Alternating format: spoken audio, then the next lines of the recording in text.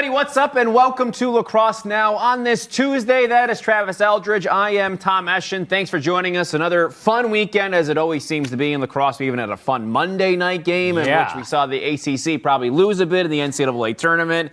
Big win for Cornell in overtime in the Dome last night. That certainly set the table for today's show, in which we're reacting to a lot of things. We're talking the crazy CAA. That's a wild conference. We'll get into that. Talking the Ivy League. Who's going to be in that fourth spot? And we'll break some things down from the weekend as well, Maryland and beyond, because Maryland has something to say about maybe all-time team in the history of lacrosse. Maryland continues to be the story of the season in terms of who's the top team in the country. So we'll talk all about that. We also have some terrific guests. We've got the head coach of the #1 women's team in the country, Jenny Levy. Speaking of going to the Carrier Dome and winning, that's what North Carolina did on Saturday. Another impressive victory for the top-ranked Tar Heels. We also have Loyola's Livy Rosenzweig joining us, an All-American candidate. She continues to just shatter the record books for the Greyhounds, so she joins us, and we have some fun with her. Loyola's really good. Really good. Could be a Final Four team. So 100%. Don't sleep on the Greyhounds. Yeah, for sure. #1, though, is I don't think anybody's sleeping on #1 Maryland right now. They blew out Rutgers over the weekend. It wasn't even close in a game that Travis thought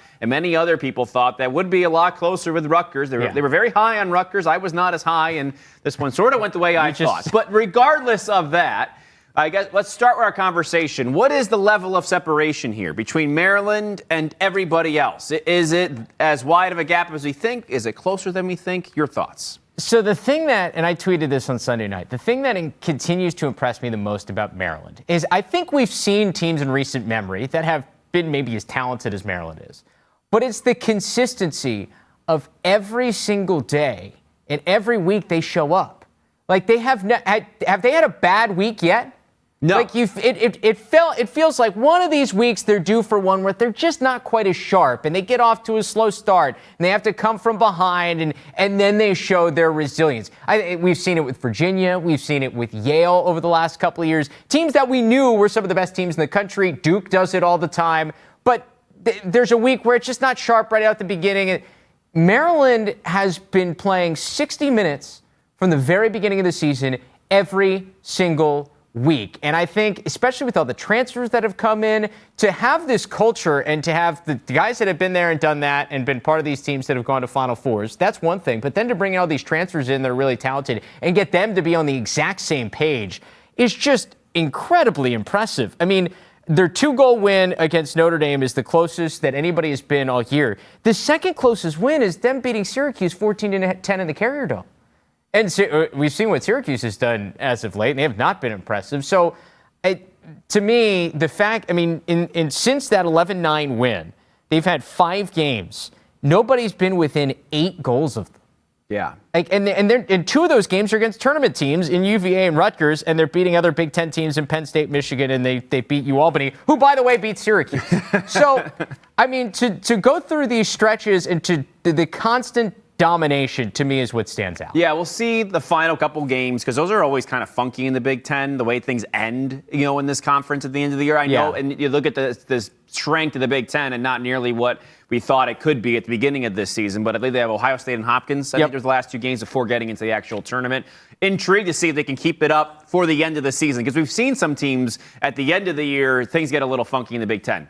But anyway, you look for, when a team has been this dominant, a weakness, and it's kind of hard to find one. And I only found strengths when I was going through this roster and this team. They've played 2 top 20 defenses this season, and I think that, that they've scored a lot of goals because of that too. But at the same time, those were Michigan and Notre Dame. Rutgers was 20th, I guess, in name as well.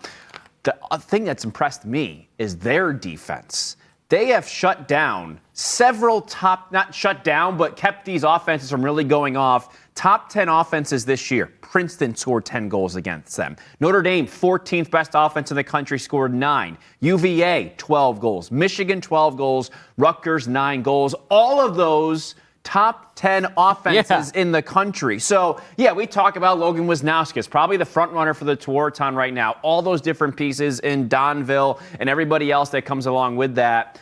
But you look at the defense, and that is what is getting the job done for Regan. That's what, to me, has separated them the most, I think, from the rest of the pack. Yeah, and just like the Virginia win, like, wasn't just an anomaly. Like, they go out and they just 1 versus 2, all the hype. It's a neutral site, huge crowd, and they go destroy Virginia. How many great teams would then be able to back it up by just destroying a Penn State team that has everything to play for?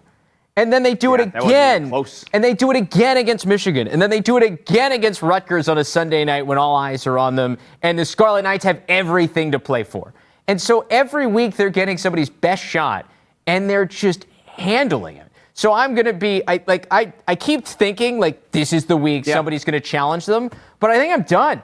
Like, Ohio State? Ohio State and Hopkins. And the Hopkins game, you always have to put an asterisk by, because no matter what the records are, we saw it last year with Hopkins. No matter what the records are and what they've done during the year, that game is different. Yeah. So, but this Maryland team, I think, is different, because this isn't the Maryland team you're used to seeing. They are consistent in how they have just handled teams. And so I think you start to have to look back, like, in recent history. Who's been, like, when was the last time we saw a team this dominant? And I had to go back to 2006, Virginia, who was also the last team to run the table and win the national championship undefeated. And you look back at that 06 Cavaliers team. They had a 1-goal win over Princeton in the regular season in March. That was the only time anybody was even close to them. They handled their opponents in the regular season. They then went through the NCAA tournament with nobody within 4 goals of them. It was a 14-10 win over Notre Dame in the first round of the NCAA tournament, and they beat everybody else by, I think, no less than 7 or 8 goals. And the way things are shaking out, we're going to talk about who we think the biggest challenger is, but the way things are shaking out, this Maryland team, if they keep this up, has the ability to do what Virginia did, not only running the table and being undefeated, an undefeated national champion, but also doing so in impressive, dominating fashion. That's how good they've been. That's their ceiling. That is as good as it can get for them. I just don't know yet. And until they actually do it, I don't know how much you can believe that that's going to be the case, because you go and see who their top contenders are. And I'll start this. Georgetown, number 1. I mean, Georgetown to me is a team that is constructed with a really, really good defense, something that Maryland hasn't had to deal with too much of this year. A tough kind of a defense that's going to make them search for those 4th and 5th options with a great goalie. Hopefully McElroy is healthy for whatever run that might be whenever those two teams meet down the road. I imagine that's going to happen. So Georgetown, with the number 1 defense in the nation, that's a team that can cause them problems, as Notre Dame did in the same vein, because you have to look at those scores of teams that were closest, and you can go to the Princeton, but I think that Notre Dame's one of the few teams that got off to a good start against Maryland. Notre Dame led that game 2-1 after 1, so they kept that offense pretty quiet after 1. And Notre Dame is a team with deficiencies, especially that time of the year in which they couldn't win a faceoff, and they've started to figure out how to mitigate that. So a team with some of the deficiencies that they had, Notre Dame still only losing that game by 2. And that was a close game. That wasn't one of those jump out to a 10-4 lead and Notre Dame came back. That was a close game, a 1 or 2 goal game throughout. So you have to look and see what teams can compete with them. I've talked about Notre Dame now, feels like, for a couple weeks. And I know Notre Dame's right now on the bubble of getting into the tournament. But I think once things shake out, they will be a team that Maryland might have to contend with here down the road again for a second time. Don't forget, in the NCAA tournament, and having some prior knowledge of playing them and competing against them, holding Maryland to 11 goals and 11-9 game. I think teams with those good defenses, and it sounds like a cop-out, but Notre Dame and Georgetown are two teams that can certainly get the job done, I feel like, at the end of the season. Yeah, and I do. The Notre Dame point, actually, the style in which both Notre Dame stylistically, I think it's a great point. The way that they play, if they are on their game, I feel like can work. I think the Notre Dame question is, can they get there to play Maryland again? Because they need to win enough games here down the stretch. I mean, the way things go, they have to win out. Virginia at this point is probably getting in for the ACC, and then it's up to the second team. I don't know who that's going to be at this point. Either Notre Dame, Duke, Carolina, or Notre Dame. That win for Notre Dame over Duke was huge when it came to shaking all that out. I think they have to do that again to be able to see themselves in the tournament, to be that second team, because like we said at the top of the show, last night Syracuse losing, they could have maybe gotten a third team in, and that could have been a Notre Dame and Duke in addition to Virginia. But now we're really looking at 2 teams for the ACC. So Notre Dame has to be that team. They have to get in and be able to do it. But I think if they do, they can. Yeah, and the style thing you hit on. I think the other team, my biggest contender is Yale. Because despite the head-scratching loss to Penn State early in the year, and They had a 1-goal game against UMass. I think this week. And lost to Cornell. And they lost to Cornell. Cornell. That game where they came back right, late. Yeah. Yep. But I think that was start of the turnaround of this team starting to come into their own. Like you look at that game. That game they lost to Cornell. Which that was it. Huge. Yeah, that was the turnaround. Yeah. Because you look, they haven't lost since. And this week in particular, and while like BU's been good, and I think that win was really impressive. They shot the lights out against BU. I don't think they are that much better than BU is, but they showed it on in a midweek game last week, and then they took care of Dartmouth as you would expect them to do. But it's some of the young guys that are now showing up for Yale that gives me hope that them stepping up now at this point of the season makes them a really, really dangerous team once we get here into end of April and into May for tournament time. You look at Leo Johnson, who's a first-year guy. He's got at least 2 goals in every game. So he's been a more consistent contributor. But the big guy who's come on is Chris Lyons. 5 games this year. 3 goals in the first 3 games he played. 6 goals against BU. And his worst game is against Dartmouth when they didn't really need him. His emergence as a midfielder for Yale, I think, has been the additional firepower they've needed, because you know what you're going to get from Matt Brandow. He's been spectacular again. Honestly, he may be a guy that has to be in the Tour-Time conversation by the end of the year if he keeps putting this up. And Brian Tevlin's good in the midfield, and they've got some good pieces. But it's some of the freshman offensive players stepping up now that I think them starting to come into their own, figure out the college game, is what could allow Yale to go on the type of run we've seen in recent memory, whether it was Duke team coming on strong down the stretch, North Carolina coming on strong down the stretch. I feel like they could have that kind of run where maybe they were shaky early on, but they figured it out in the middle part of the season, and they're playing their best lacrosse moving forward. You know, and I had wondered about Yale up until the BU game. It's like I haven't been convinced just yet, but then you mentioned some of these new faces in Johnson and Lyons and some of these other guys too, defensively even. And Yale's young, but they're really well coached. And they have some guys that have sort of had a taste of it, not necessarily of going out there and winning a championship, but they have that culture that I think is really strong, a winning one of that. They've got people that are there that have won it recently, recently enough that they are the last ones before Virginia to do it. So I think that, and getting the championship game at that as well. Right. So you look at a team like Yale, they might feel young, and this is just me talking to myself, but they're really well coached, and they know how to win this time of year. And I think if you get into a track meet with Yale, you probably are going to lose. I think that's the problem. That's going to be something they pose for a team like Maryland in the tournament. And I think athletically, defensively, they can match up with what Maryland has on offense. Like Chris Fake, we've been talking about him since his freshman year when they won the national championship. He's terrific. Michael Alexander's a really good close defenseman back there. And then Jared Paquette's a good goalie in the back, who is now getting more and more experience as I believe this is his first full season as a starter, because I think his first year was 2020. Jack Starr was here still for there. Yeah. And so I also think that under Andy Shea, what they had gone through in 2017 and figuring out how to win a national championship and getting back there to the championship game in 2018, I think in 2019. They won in 2018, got to the championship in 2019. I think he figured out what the recipe for success is in terms of, okay, we can be shaky and start to figure things out at the beginning of the year, especially in the Ivy League when you can't officially start practice until February 1st. But we can figure out when we're going to peak. And I think Yale is starting to get down to a science, the likes that we've seen Duke do in the past, or a Maryland team that goes to the Final Four every year. I do think he's kind of figured out that formula. Yeah, I think you're right. I think Yale could do it. I don't know if I think they have to get into a track meet to be able to do so, because they've been putting up a lot of goals. That would be an exciting really well. That would be game. very exciting for them to be able to do so. It's going to be tough for them, whereas if it's a Notre Dame and a Maryland type feel, you're going to be slugging it out, because that's the way Notre Dame and Maryland play. It's going to be the difference of settled 6-on-6 with 40 possessions compared to 80 possessions. Penn and Georgetown played one of the ugliest games I've seen this year, and then Penn goes out and plays one of the most fun games against Princeton this year. So those are the Georgetown, Notre Dame. They're going to make it a little bit uglier, and they're going to do it their way, and they're successful in that. They are. So, there is separation, but I do pause just yet at anointing Maryland I don't think it's done. I think there's some teams that can indeed with the way they play and their style that I don't think Maryland's had to contend with just yet. And when they did against that and against Notre Dame, they did struggle a little bit more. They weren't as dominant. I'll say this, because we have two dominant teams right now in men's and women's lacrosse. You got North Carolina on the women's side, you got Maryland on the men's side.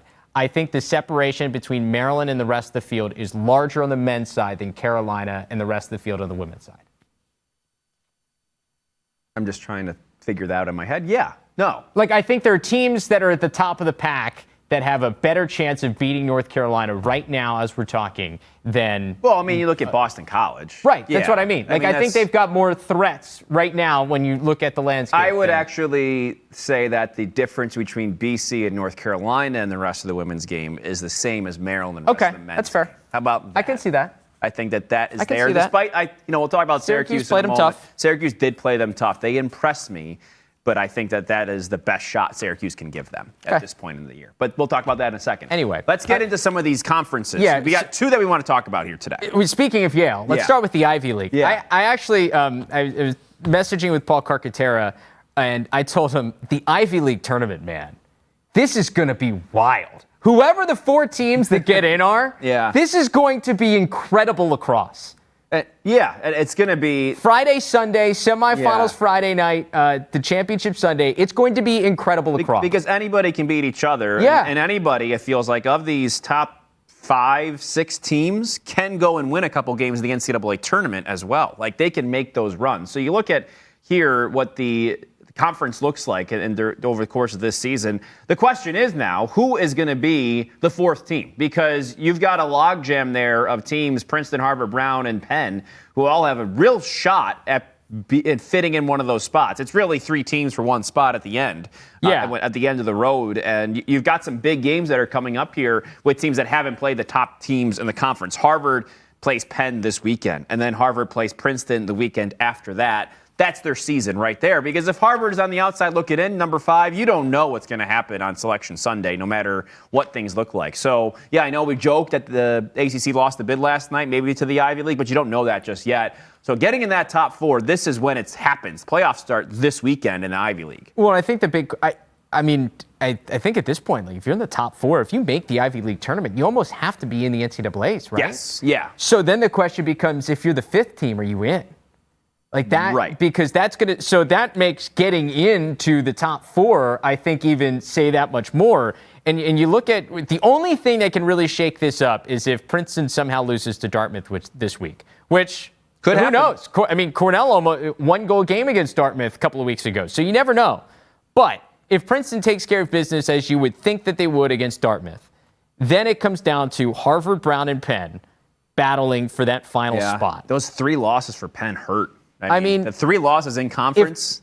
If Penn loses to Harvard this week, it's over. Right. They're not getting in. They're 1-4. They can't get to the amount of wins needed to be able to get themselves in. And so, despite having what is, it's going to have to start be like a top 5, top 6 RPI by the end of the year. They're not going to be playing in the conference tournament. And they could be at liberty and close to maybe finishing the season under 500. Which immediately knocks you out. Like, if you get upset, but if you lose against Harvard and then you lose at Dartmouth, which Dartmouth's the wild card here, you're under 500, at least in the Ivy League there for Penn down the final stretch of the season. So that also could eliminate you, depending on where you fit in terms of your record at the end of the season. So the Penn-Harvard game this week is maybe the biggest game of the entire weekend and anywhere in college lacrosse because of what it means for both those teams. And I think for Harvard, too, they've been a terrific story this year.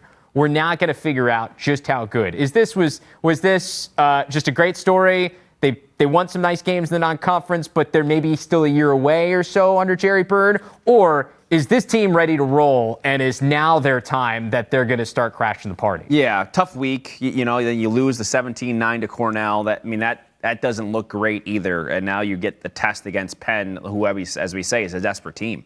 I know Harvard's desperate, but Penn's like, hey, guys, like, we've been talked about as one of the best teams in the nation all year. Now could be on the outside looking at our own conference tournament. This is crazy. Their season is this week. Now Brown beats Penn 12-10. And that threw Brown in the conversation because, yes, they were kind of this spunky team. You're like, you never really know. They were kind of almost in the Dartmouth vein. But then they go out and get a real win here, and they improve to 1-2 in conference play. Now they've got Yale. So if Brown can this weekend figure themselves out and keep this rolling, who knows? Like, they could be 2-2, get that second conference win over a Yale who's going to maybe beat everybody else, and Brown has found their way in. So after this weekend's results, you're like, I don't know who is going to be in that 4th spot. If you had to pick right now, who do you think rounds out who's the 4th team? Who rounds out? Is it Harvard, Brown, or Penn? Those 3 losses for Penn scare me a lot. I know. That they can finish at best 500, right? If they go out and win their last 2. Win the last 2. So you've got Harvard at 2-1. Harvard with Penn, Princeton, and Yale. Harvard has Penn. Yeah. That's a tough finish for the Crimson, man. And as hard as it is to say, it might be Penn. I think it's Penn, but they have to win this week. This is it. This is their season. This is it for Penn. Yeah, I mean, you could, if Brown wins this week, then that's a different story because Brown would be 2-2 in the conference, still with Cornell to play. They go to Cornell at the end of things too here. So, that will be that's interesting. Good luck. I think it is. Yeah, I think it is Penn who can get those extra couple wins and figure themselves out because they do have the talent to do so. And we've seen that. They have Sam Hanley and the rest of the gang there. I think that they should be able to do it. The question is, can they? They play a lot of close games, Penn. Now they got to start winning them or else they're going to be in trouble. Yeah, it all comes down to this. Close wins do great when you talk about them in top 25 polls. Yeah. Not so good when it comes down to trying to make the conference tournament. And then the NCAA tournament either. That too.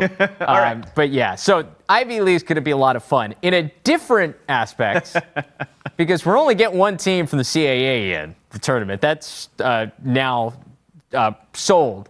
But this league, man, is wild. To give you everything you need to know, Delaware, favorite to win the league entering the season. Top 20 team. They're 0-2 in conference play. They're last. Currently sitting in last place in the conference with 3 games to go. Yeah, this weekend was wild. Towson beating UMass 12-9. Yep. Towson's unbeaten at the top of the conference. Hofstra beat Delaware 12-11. And Drexel and Fairfield in a wild one. Drexel winning 19-18 there. So this is the CAA. Towson 2-0. UMass, Fairfield, Drexel, Hofstra all 1-1. Delaware at 0-2. The one team that if you told me at the beginning of the year, this team's going to be 0-2 at the beginning of conference play, the one team I would tell you was not going to be 0-2 would be Delaware. Yeah. And they're sitting there at 0-2. And you look at the overall records, and these teams play difficult teams outside of conference. But you look, and there are, 3 of the 6 teams that are 500, and all those are 1 game above 500, and then 3 of the other 6 teams are at or below 500, either a 1 game or 2 games below 500. So the records are fascinating. The conferences as well. I don't know who you pick to win right now. If you're sitting here in April, you don't. Who wins the conference? I have no idea. So I will say, it could be anybody. I will say this. When you look at what they all did in the non-conference, I guess we should have seen this coming because the non-conference results are as head-scratching as some of the conference results you've seen this year. It's true. I mean, like UMass, we talk about Brown. They just came up with a big win this week. UMass went to Brown and beat Brown just a couple of weeks ago. Yeah. Then beat Delaware, and all of a sudden, after the first week, everybody, us, inside lacrosse, talking about how UMass team to beat in the CAA. Yeah, we're like, okay, well, coach, they're kind of there all the time. They have the talent to do it again. Matt Note in goal. And then they lose. And then they lose. Like, that second half against Delaware was one of the most impressive halves of lacrosse I think I've ever seen. And then they go out and they lose this weekend. And so now, this week is just like, good luck. Screw trying to pick a champion at the end of the year. Good luck trying to pick any of these games this week. Towson at Delaware, 2-0 versus 0-2. Delaware would probably be favored at home, right? Yeah, they should be. I'd maybe give them like a 1.5 goal favorite there. You got Drexel at Hofstra. I don't know what to make of it. That's the game that you get a chance to do this week. I'll be on the call for that one, and I have no idea what's going to happen. So that's probably a good thing. Should be fun. And then Fairfield's at UMass, and the beginning of the year, if there's any team here in recent memory that struggled a lot, it's Fairfield. But Fairfield has played some tough teams out of conference. They have. And they continue to get better. They've battled everybody. Like they have. I don't think they've really gotten blown out, have they, this year at all? I think they've been close and at least competitive everywhere. And that's a program 6-5 being built by Andrew Baxter. Comes out of the Yale program, and I think he's got a lot of promise. And with that program, a lot of promise. And maybe this is the year to do it. Yeah. What a fun conference. Who would you pick? Right now, if I had to look at a team, I mean, you got to think of a team that's going to get in and win it. So it doesn't matter who's doing well right now. And I think you still sort of sidle towards UMass, but you like Drexel in the tournament as well, considering their recent past history. Drexel's hosting the tournament, too, by the way. It's no matter what. Yeah, so I kind of sidle toward those as UMass feels like they're the team that can do it. And if they play their best game, they're going to win. That kind of feels like it for me. But Drexel has sort of that tournament mojo that we remember from the last time around. See, I really like Towson. I think this Towson team, is as battle-tested as anybody in the country. They played a really tough non-conference schedule, as you'd expect. Yeah. And I think what they did offensively in some of the transfers that they brought in has separated this Towson team from the team we saw last year. Because I think defensively, they're still pretty good. Like, you still have got Kobe Smith. You got some really big bodies in the back there on defense. But then adding the pieces they did offensively. Which they needed to do. Big time. And then you've got some of the veteran leadership. Shane Brennan's like a 6th-year goalie in back. Like, they've got a lot of experience along with some additional firepower they've added to the transfer portal. I think that has become a difference maker. And we didn't see it quite in the non-conference because they were still trying to figure it out. They were playing a tough schedule. I think we're starting to see it here in conference play. And after missing the CAA tournament last year, I think that the mission for this Towson team is like, hey, we're not getting left out of the party again. Like, that's not what Towson lacrosse is about. And I think they are on a mission this year. And they've kind of let everybody else, whether it's Delaware or UMass, Drexel, get talked about a bunch at the beginning of the year. I think we're going to start talking about Towson more down the stretch. They last won at 2019, right? That's when they made their run. Yeah, they won in 2019. Yep. And they came pretty close to the NCAAs after that. So I'm sure a lot in that group has moved on, but there's a legacy there to be held. And I think that those memories aren't that far away, despite the fact that it feels like it was a few years ago. Yeah. So, they got a shot. Conference is going to be fun. You get in, you got a shot, right? Just be that fourth team. Doesn't matter if you're fourth or first. We saw last year. Delaware was the team going into the tournament, and they lose in the semifinals to Hofstra. Yeah. You just never know. No, you don't. That's a fun conference. Okay, big game in the women's side of things. We previewed it with Tracy Weiner.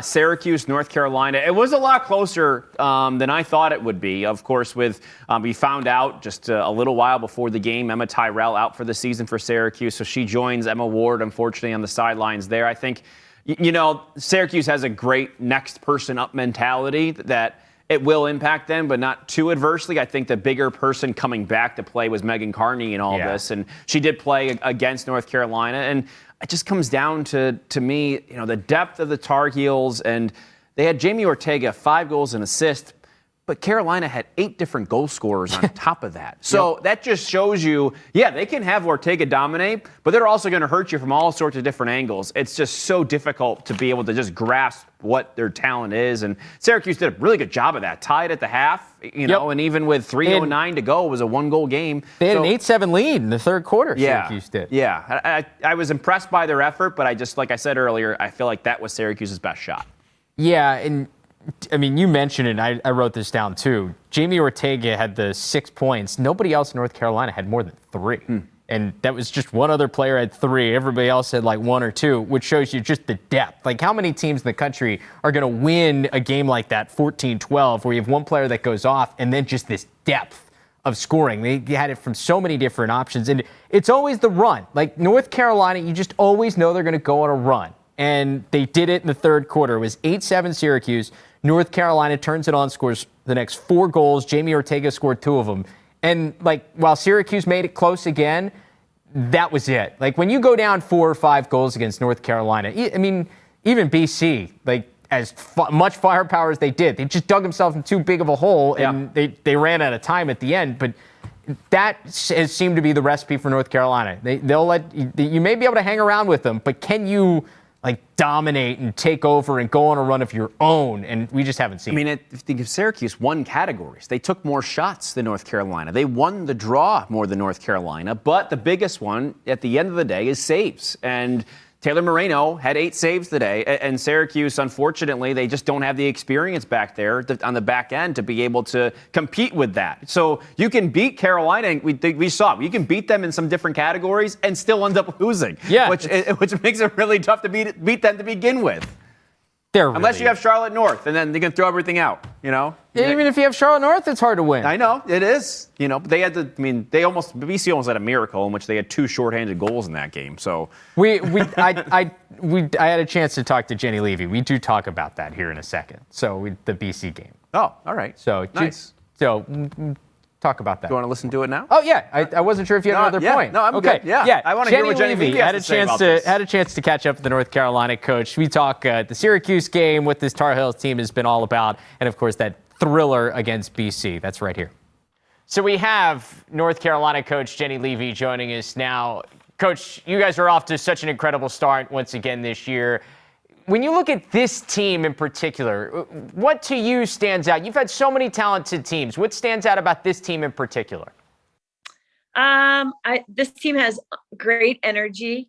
They have a tireless work ethic.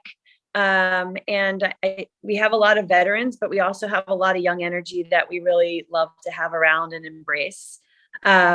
Obviously we're very talented, and I feel like this group is really unselfish. So we're really enjoying our journey with them. How have you learned to bring in some of these really talented transfers who are more veteran leaders, because they've done that before, and then you mix it in with all the talented freshmen and sophomores you have? How have you found that blend together to create this team? It just starts with conversations when the transfer portal hits, and poking around for the right student athletes. And usually, if someone's looking at Carolina, there's a reason that they're looking at Carolina.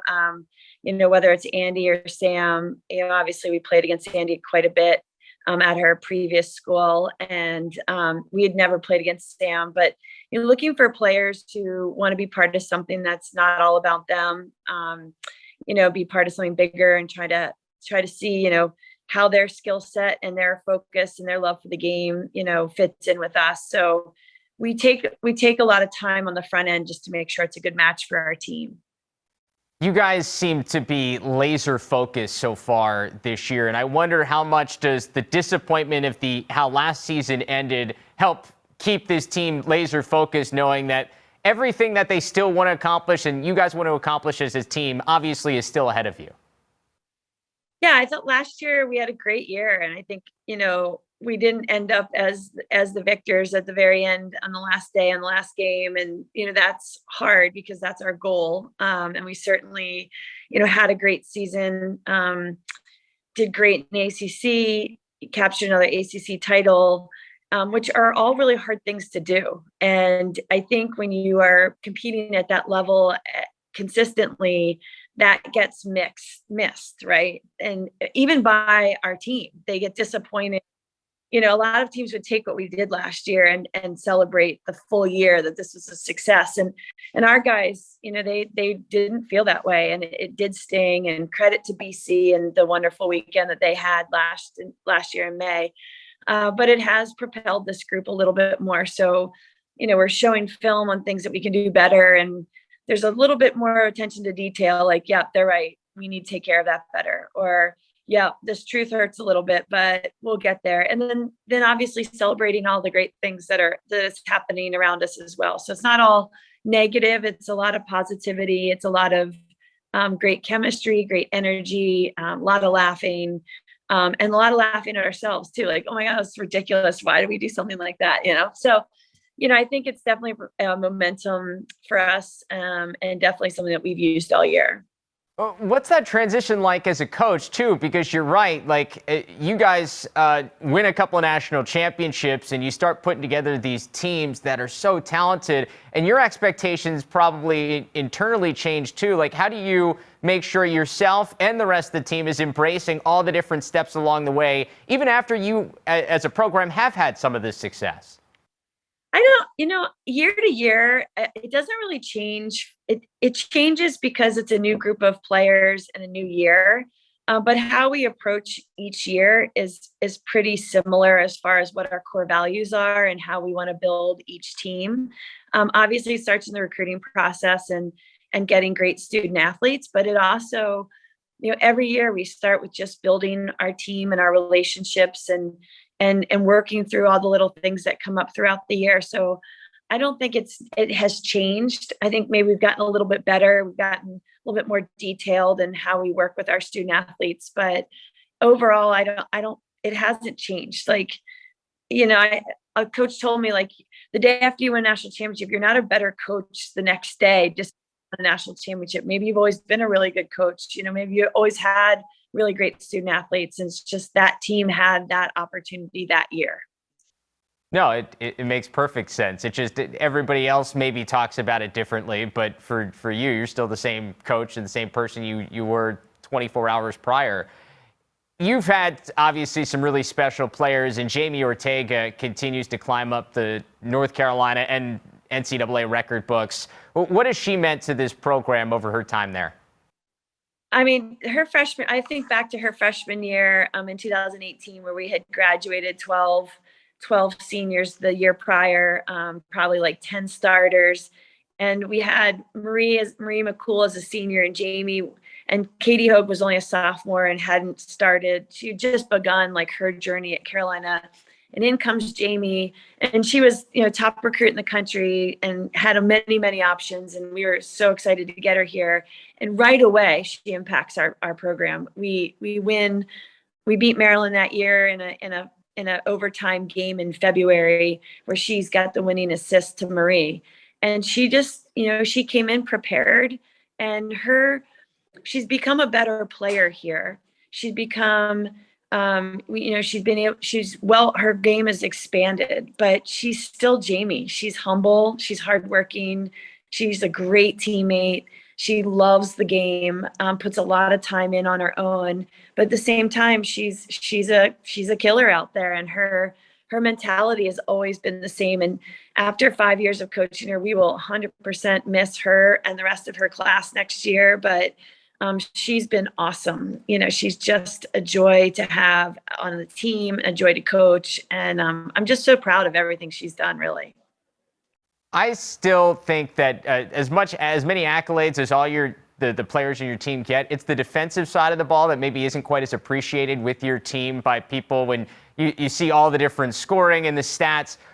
How important has that end of the field been for you guys throughout this run the last couple of years, knowing that you have one of the best goalies in the country, some of the best defensemen, and the ability to get stops against some of the best offenses in the country on a consistent basis?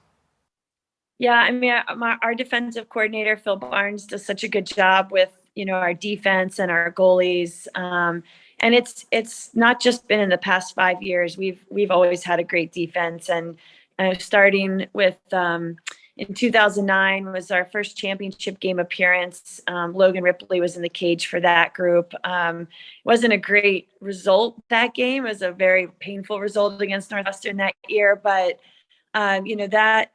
that was over, 10, 12 years ago, 2009. And that journey really started prior to that as well. So, the defensive side of the ball for us has been a staple in our program and gives us year in, year out an opportunity to compete. And it's something that we take a lot of pride in, and our group is always interesting and fun, and our goalies are always very good.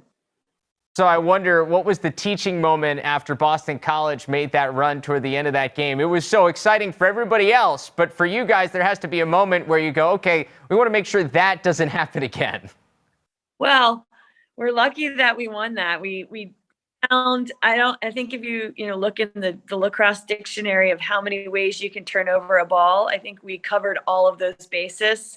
Some of it was just incredibly self-inflicted, whether it's like going off sides, throwing the ball away, man up. I mean, you can't make this stuff up, right?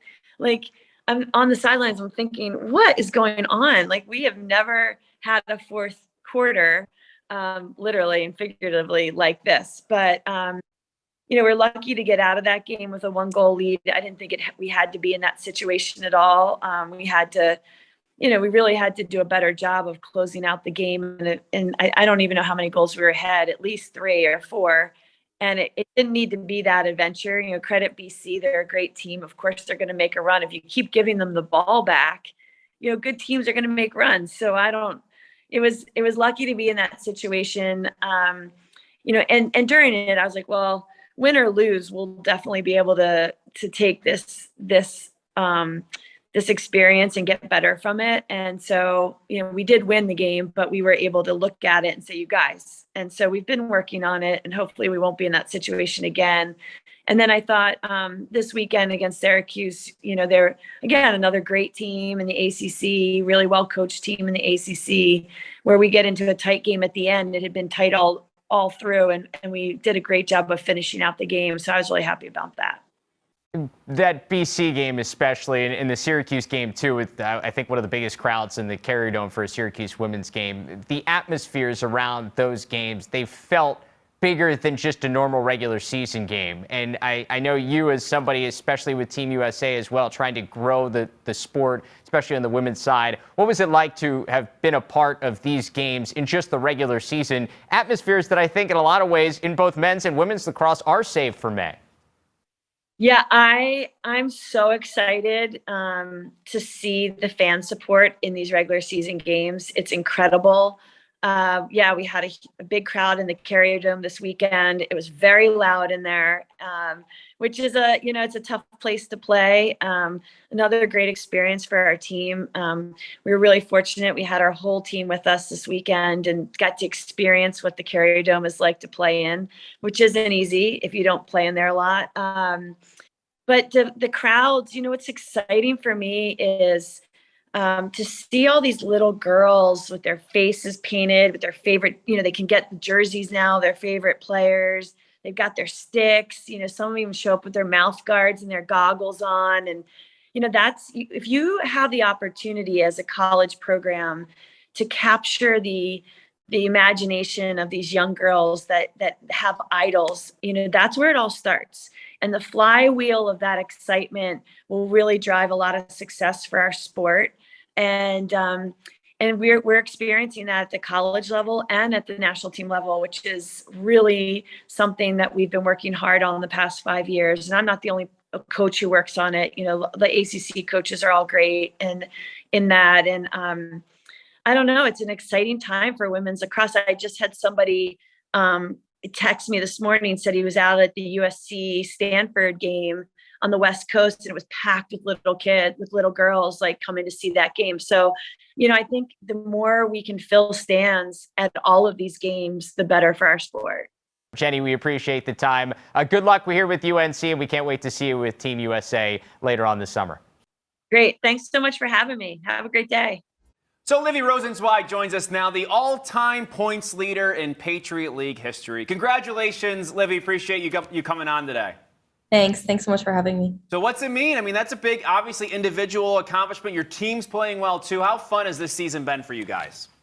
Yeah, I think that it's been so exciting this season, especially after, our season ending with COVID and then having a season last year that luckily we were able to play, but it just felt really different. So I'm so grateful that I was able to come back for an extra year and just have this time with my teammates. And it's just an added bonus that we're having a really good season and having a lot of fun. Well, we mentioned the Patriot League points record, and I mean, the numbers of points that you've put up in Loyola. You've accomplished so much during your career. Why come back for this extra year? What was it that drew you back? It was really a no-brainer for me to come back and play for Jen, Dana, and Hager again. And luckily, a big amount of my class came back as well. So that was also an added bonus to be able to spend more time with my best friends. But yeah, I just felt like I wanted to end my career on my terms and be able to finish the way I wanted to and just really get a season that felt good under my belt and just be able to go out with a bang. Most times when you get into college, they say, oh, it flies by. I mean, you've been on campus since 2018. Does it feel like you've been there forever, or has it flown by?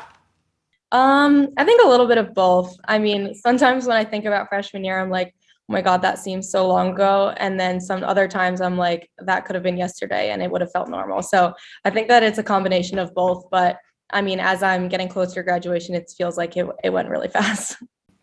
You mentioned some of your coaches, and Jen Adams and Dana Dobie are not only great coaches, but maybe two of the better players we've ever seen do it in the women's game. What's it like to play for them? It's incredible. I mean, they were a big selling point as to why I even wanted to come to Loyola in the first place. And it's just so fun being able to be at practice and them demonstrate for us what we're supposed to be doing and in stick work jumping in. And you know, I unfortunately have had to miss practice a few times this season because of my master's program. And Dana and I do individuals every Tuesday, Thursday to make up for that. And she plays with me. And so it's a lot of fun being able to have somebody where I can, you know, we can feed off each other's energy and it's not just me playing. So, I mean, I'm so lucky that they're my coaches and it's amazing. Do they ever do anything that like blows your mind? Like that you're just like, oh, how do you even accomplish that and try to learn it yourself? Yeah. I mean, I think one of my favorite times was when we were playing a lefty goalkeeper. I think this was my freshman or sophomore year. And both of our goalies are righties. So Dana suited up and got in the cage as a lefty and played goalie for us for scout. And so like those things, like they're willing to do anything for us. And it's just amazing that they're so athletic and capable of still playing. It's awesome. Yeah, it's almost like, is there anything they can't do like with a lacrosse stick? I mean, with Dana, I think I've seen her do in the international game things with one hand that a lot of players can't do with two. Like, how incredible is it to watch her do some of the stuff that she does, whether it's at the draw circle or around the crease? Yeah, it's amazing. I mean, she has some of the best handles I've ever seen in my life. And when she's out there, you know, even warming up the goalies, I'm like, oh my God, nice shot, Dana. And, you know, sometimes after I take a shot or something, she's like, okay, well, next time just do a between the legs on that one. And I'm like, I don't think I can. But yeah, she's awesome and she's so good and her handles are amazing. What makes this group so dynamic? I'm sure you have a sense of what some of the other teams that are, you know, in the top 10 like yourselves look like around the country. What makes this group so different, maybe compared to those even? I think that it's really the difference maker for us this year has been everyone on the field is a threat to score. So it's not just like our four attackers, it's our three middies also. And then our bench also can come in and score. So I think that it's hard for defense to try and scout us because we have so many threats. And I think that that's something that's been so important with us this year, that our points are so even and there's assisted goals, non-assisted goals, like everyone can do something on the field and get the ball in the back of the net. What did you guys learn from the game up at the Carrier Dome against Syracuse? Obviously a heartbreaking loss, but I felt like it also was an opportunity for you to show to everybody else that, you know, we belong in the top 10 where we've been ranked throughout the year. Yeah, I think just that it also proved to ourselves that we're able to play with anyone and we deserve to be in the top 10. I think it also shows that we have to play a full 60 minutes of lacrosse. There was a quarter and a half or 2 quarters that we kind of let slip and let them get a gap that shouldn't have happened.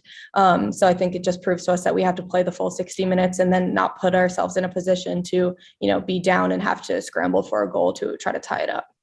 Your master's in psychology, is that right? Is that what you mentioned?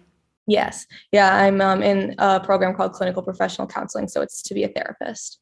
What got you into that? What struck you about that discipline that struck your interest? I'm curious.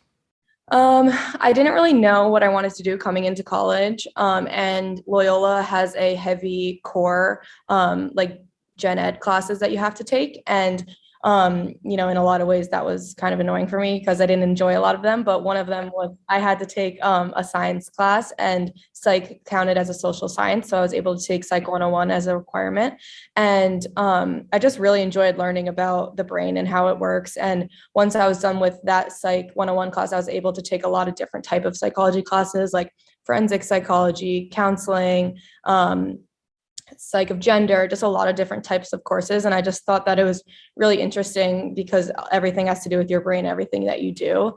And I'm just really interested in mental health, you know, like having my own mental health journey throughout college. And when I was younger, it just makes it really attractive for me to learn about that kind of stuff and then hopefully help people that also have mental health issues. Yeah, that's really cool. And I feel like something, especially when we see athletes all over, it's something that you can really probably apply to the field too. Right. Yeah. Unfortunately, I would have to get a sports psychology degree to work with, like, you know, as a sports psychologist. But if I'm seeing patients, you know, it doesn't mean that I can't help them with their sports and how to, you know, be better mentally on the field. Or even teammates, right? Like when you're talking to them, especially now as a graduate student, you probably have a lot of those younger athletes coming on up that you can sort of feel like what they're going through too, right? Yeah. Yeah. It's great to be able to talk with the younger girls about that kind of stuff. Do you have a favorite goal, not only at Loyola, but of your career? Like, is there like one that stands out amongst the rest? I know I'm putting you on the spot. I apologize. There's just so many to choose from. There's so many. Well, I had my first BTB goal this season ever in my career, which was, I don't know why, but behind the backs have just been like so hard for me. And so I was working a lot with Dana in our individuals on scoring behind the back, because when I'm coming around the crease and they're playing me so heavily on my top hand, it should be, something that I have in my tool belt. So being able to, take that from practice that I've been working really hard on and apply it to the game, like, makes it really special for me. Yeah, and that's the thing, too, because, I remember doing it as an athlete. You could do something 1,000 times in practice, but it just doesn't feel quite right until you do it in a game, and then it, just gives you this confidence that, oh, never mind, I got this. Yeah, I think that definitely made me, happy to know that I worked hard in practice and it finally applied to the game, and I had tried it a game before and it went high or something like that, so I was trying to get there, which I was happy that I could. Well, I'm sure many people have asked you about Gabby over the years. Your sister and the great career she had as well was like, at one point, either one of you was unbelievable. I want to ask you about your dad, because I wore this for a reason. I was looking at that. We were both cornerbacks at Ithaca College. Different times. He played for Jim Butterfield. I played for Jim Butterfield's protege, Mike Welch, back in the day. I could go on and on and on. But what impact has your family had on you is what I'm getting at in terms of your career. Just wanted to get some Bomber pride out there, because we both play the same position in the same spot. It's it's crazy. So I wear this. Yeah. But your family on your life and your career now as you finish things up the last couple of weeks in college. Yeah, I think that my family has such an impact on me. I talk to them every day, and I'm lucky because now that Gabby, unfortunately graduated and doesn't play lacrosse anymore, both my parents can be at all my games now. Whereas throughout my career, they've had to split up usually, unless special circumstances. But yeah, my dad was my coach growing up in youth until I got to high school. So he has had such a big impact on me throughout my career and is just such a great supporter. And yeah, he had a great career at Ithaca playing football and lacrosse. Yeah, played lacrosse too. I meant to mention that. I got really excited about the football thing. And I was like, oh, he was a cornerback just like me. What a connection. So exciting. Go Bomb. Yeah. Have you been up to Ithaca before? I think I have when I was younger, but not in a long time. Yeah, me too. Yeah. Same thing. You were there probably more recently than Livy. I gotta ask, because the first time you talked to your head coach, Jed Adams, and the accent just jumps right out at you. Is there anybody in the locker room that can do our Australian accent really well?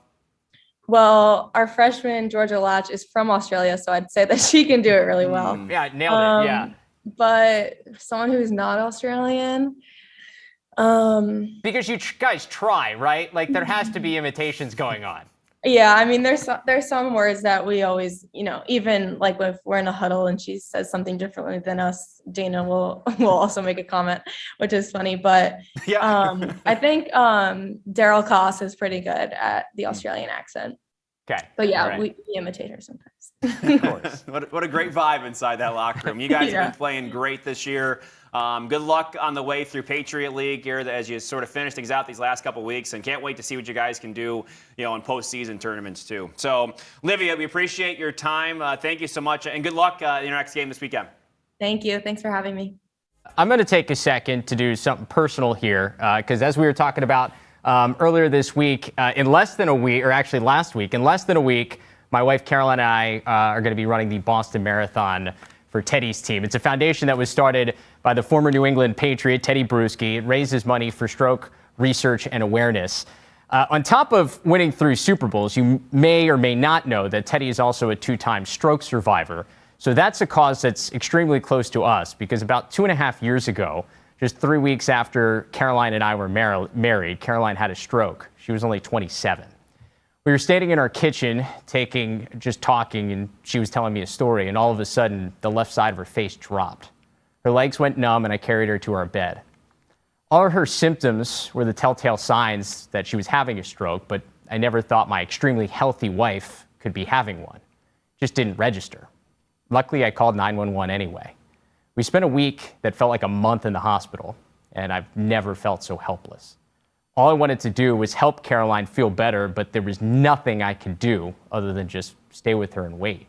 We left that hospital without answers to what caused her stroke, and while her body has made an incredible recovery, there's still the fear that it could happen again. While we've gotten some answers, there's still some unknown. There are some times that she speaks out of one side of her mouth, and I panic for a second. Do I need to call an ambulance?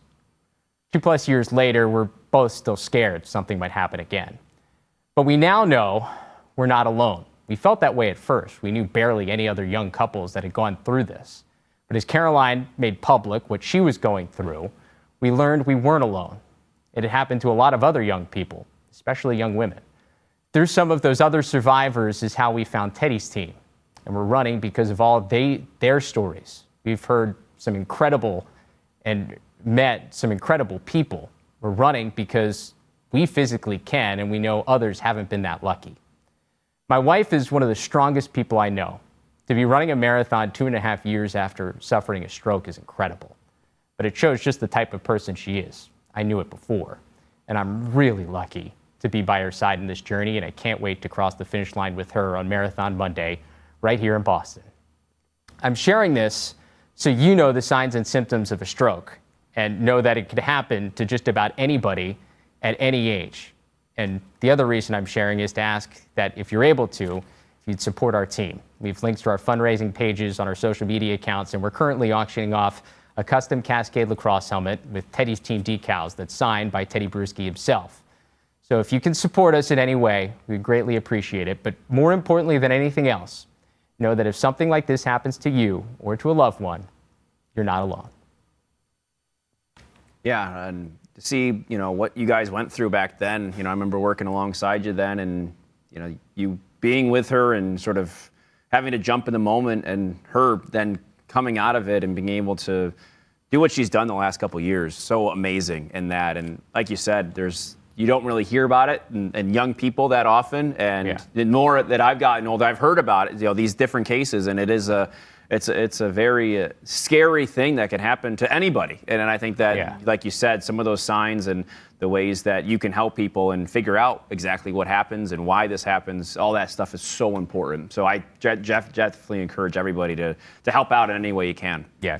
My wife is way stronger than I have ever and will ever be. She is an incredible person, and so I'm just thankful that I'm with her along for the ride, and I cannot wait to run this race with her. And the helmet's really cool, too. The helmet is very cool. If you haven't seen the helmet on Travis's social media, go check it out and put your stuff in to go out and see what you can do with it. Yeah, and a huge shout out to Cascade Lacrosse and to Pro Athletics. Jerry Raganese with Pro Athletics and Cascade, both of them have been terrific in helping us create this helmet.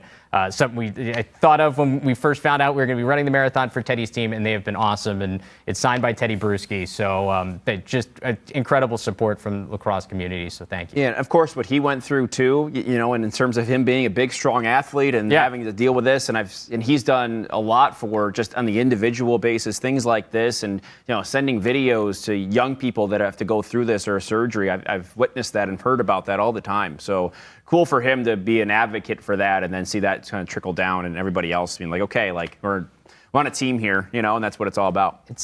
It's really a full circle situation, because when Caroline first had her stroke, we were at Norwood Hospital, which is not far from Foxborough, and the doctor came in and was talking to us about the diagnosis, and one of the first people he referenced was, hey, Teddy Bruschi had a stroke, and he came back and he won a Super Bowl, and that gave me a little bit of calm and a really, really tough day. So full circle that now we're running for his organization, and we've raised a bunch of money. And that doctor would go and say, well, I know this young woman named Caroline had a stroke, and she ran a marathon.